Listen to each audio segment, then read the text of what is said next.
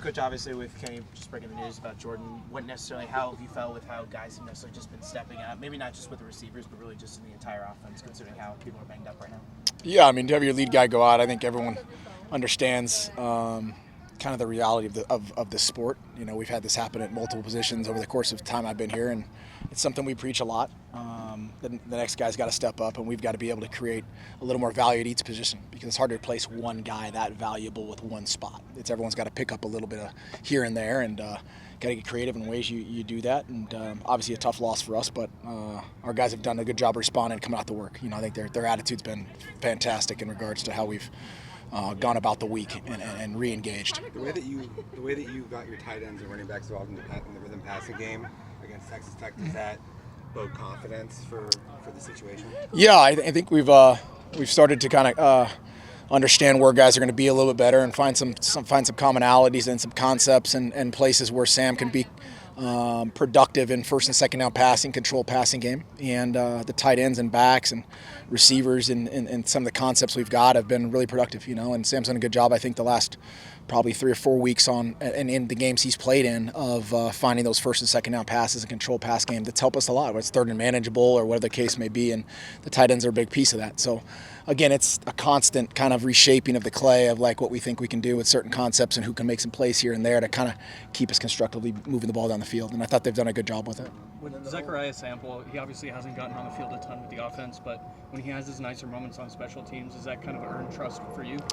Yeah, I mean, we get a chance to see him a little more than obviously everybody else because you get to see him just on Saturday. You know, you guys can see him at practice a little bit, but everyone else just gets to see him go back there on, you know, kick returns and punt returns and stuff like that. We've had a chance to see him evolve and mature in the game and practice and kind of earn his opportunities, and it's good to see a guy like that present himself and get out there in the field like last week and then be able to present himself in maybe some offensive situations to help and contribute to the team. And I think it's just a perfect example of guys that come in and work every day, and finally that opportunity presents himself and they can be productive. And I hope that, and I'm pretty sure our whole team sees it. You know, it makes for a good catalyst to the rest of the guys who are trying to find a spot to do things that are productive for the team. What did you make of Jaron Hamilton's 100-yard performance, and how did you see his role kind of expanding or changing with JT out?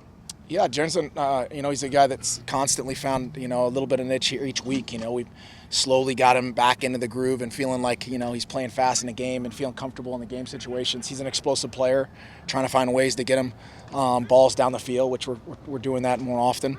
And he's understanding that he's getting a little more confident. You can see that a little bit too, which is cool.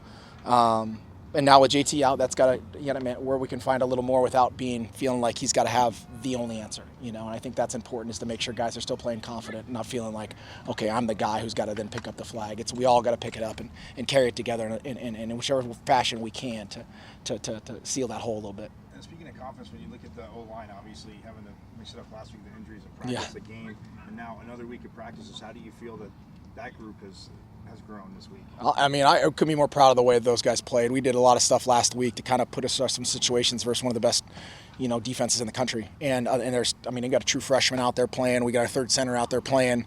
We got a lot of different concepts in last week to be able to protect us or kind of manipulate certain things and protections to take care of those guys. And I couldn't be more fired up about the way those guys played. I mean, it was imperfect. You knew some of those guys were going to get home on certain downs, but they battled, man. They battled and fought. And I mean, you got true freshmen going in there and battling. Your third center's going in there and battling. And I mean, it fires you up, man. It fires you up to have a group like that who says, you know what, I'm ready to go.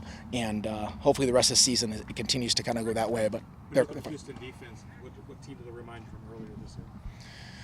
Well, we've played so many good defenses now. It's another good defense. It's like, you know, you're going through the list of defenses. You're like the Baylors, the TCUs, the Texas Techs, the Utahs. You're like, there's another one. You know, it's another group that plays and is coached really well. They play really hard. They know exactly where they're going to be. They don't beat themselves.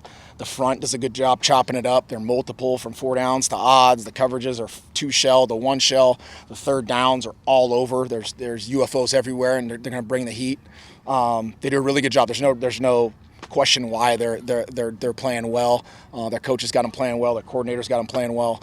But from front end to back end, these guys play on a chain. They play really well. It's a really good defense. What do you mean UFOs everywhere?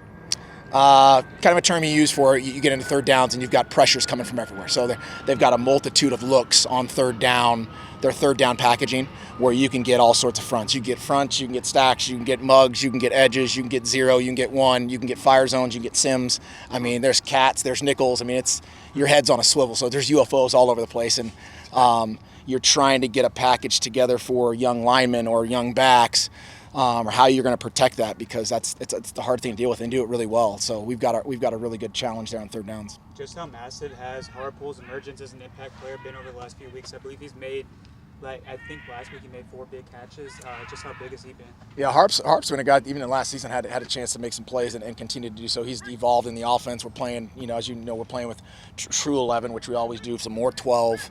And getting those tight ends acclimated in some of the control game, and he's a big factor in playing catch on those efficient passes, and does a good job, whether it's down the field or intermediate. Harp's a guy we can definitely count on, and Sam believes in. Thank you. Thank you, Thanks, Coach. guys.